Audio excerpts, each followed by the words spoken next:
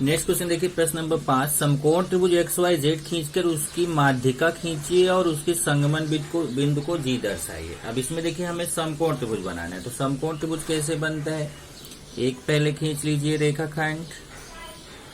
अब इसमें x Y Z है तो मान लेते हैं वाई जेड है, फिर चांदा लीजिए और 90 अंश का कोण बना दीजिए वहां पर। ये देखिए यहाँ से मैंने चांदा लिया और इस पे बनाएंगे हम 90 अंश का कोण। ये 90 पे निशान लगा दिया और ये मैंने बना दिया यहाँ पर 90 अंश का कोण। तो समकोण त्रिभुज का मतलब होता है ऐसा त्रिभुज जिसका एक कोण 90 अंश हो, उसको समकोण त्रिभुज बोलते हैं। तो ये हमारा बन गया समकोण त्रिभुज। अब ये जो समकोण त्रिभुज है इसकी हमें तीनों माध्यिकाएं खींचनी है। तो माध्यिकाएं खींचना मैंने आपको सिखाया था कि लंब समद्विभाजक फटाफट खींचो। देखो इसका लंब से एक बार नीचे वाली भुजा वाई जेड है, इसका लंब समद्विभाजक खींचेंगे, दोनों तरफ चाप, जेड पे रख के दोनों तरफ चाप, फिर वाई पे रख के दोनों तरफ चाप। ये नीचे कट हुआ देखिए और ऊपर कट हुआ, इसको मिला देंगे, ये लंब समद्विभाजक हो जाएगा।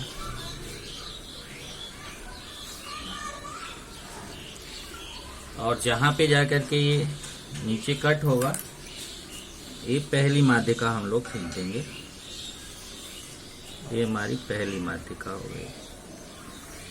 यहाँ पे नाम दे देते हैं, ये है हमारा एक्स वाई जेड, तो यहाँ एक्स रहेगा। तो पहली माध्यिका हो गई, मान लो इसको नाम एक्स ए बोल देते हैं, माध्यिका एक्स ए हो गई। इसी तरीके से दूसरा, चलिए इस भुजा का लंब समद्विभाजक खींचते हैं, आधे से अधिक लेंगे, दोनों तरफ चाप,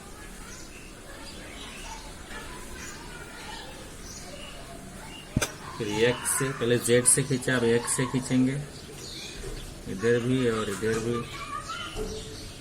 एक्स से, कटा नहीं, थोड़ा सा और खींचना पड़ेगा भाई।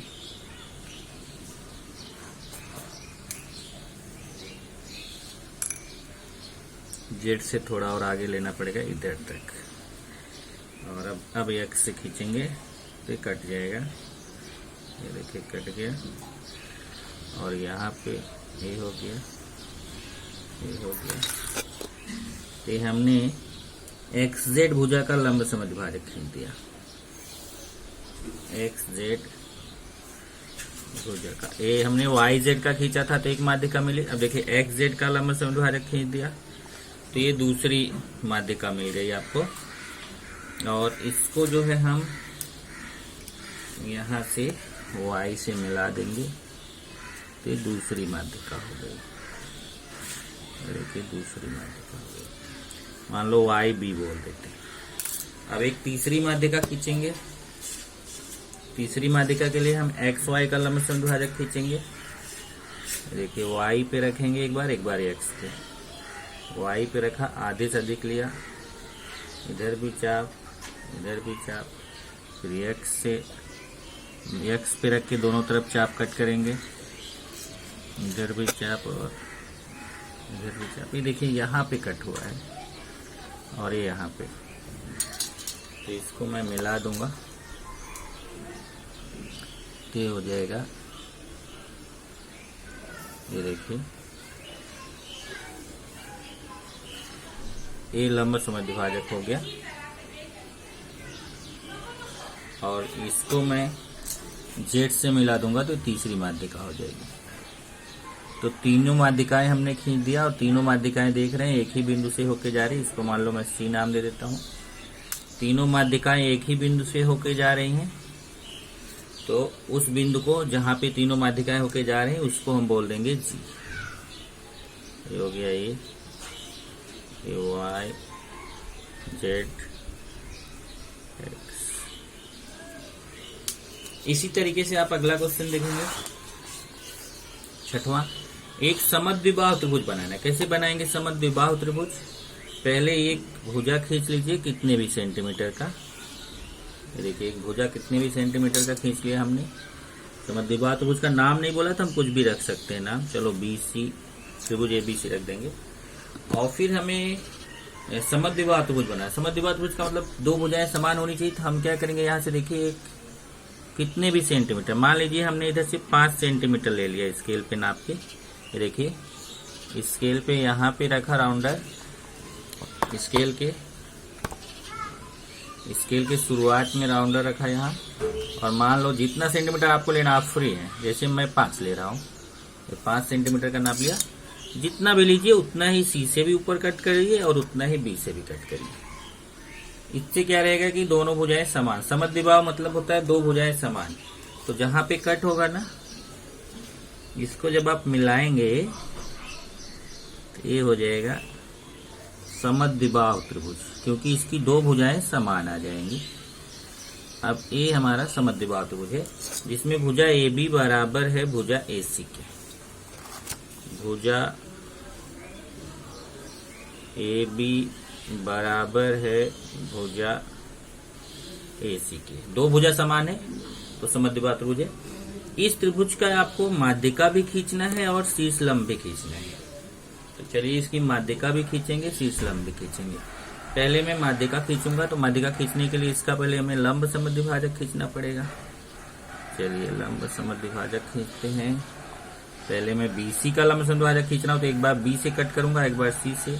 देखिए नीचे कट नहीं हुआ तो मैं फिर C पे लौटूंगा, और ये हमारा लंब समद्विभाजक हो जाएगा। जहां आके कट करेगा उसको मैं A से मिला दूंगा। ये देखिए इसको A से मिला दूंगा, ये हमारा हो जाएगा लंब समद्विभाजक पहला। इसको मान लो मैं AD नाम दे देता हूँ, माध्यिका AD हो जाएगी।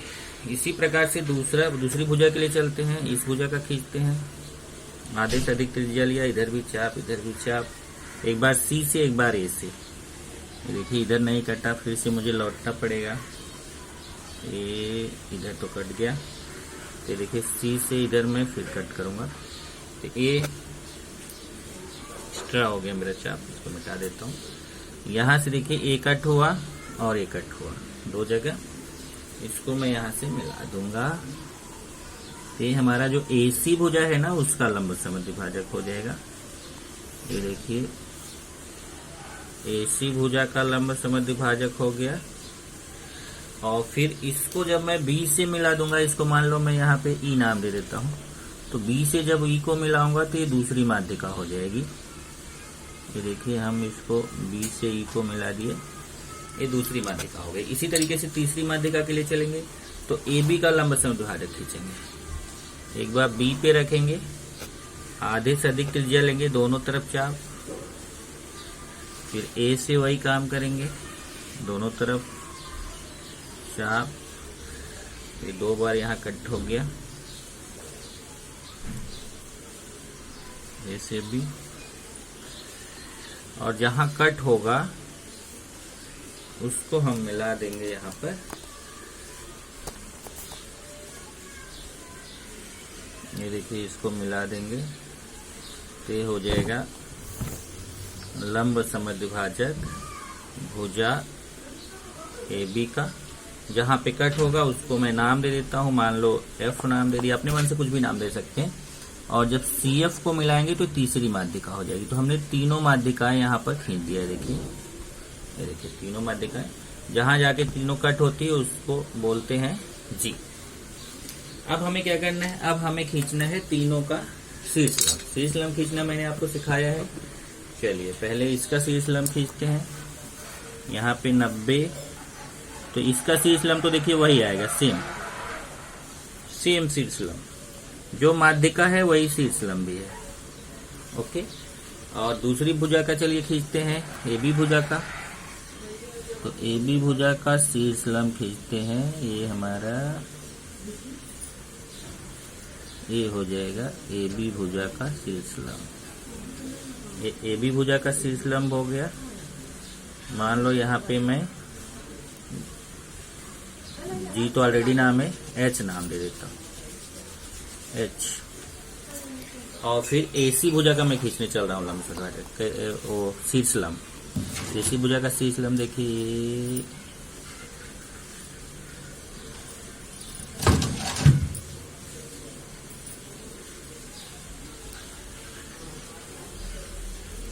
एक खींच दिया AC भुजा का शीर्ष लंब, यह हो गया।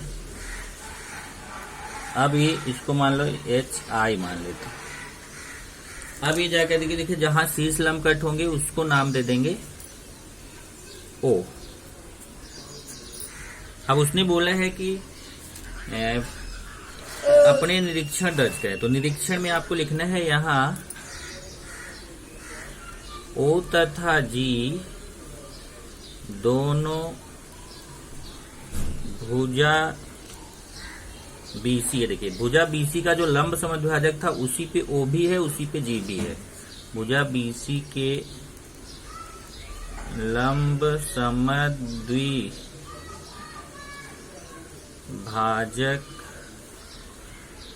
पर हैं।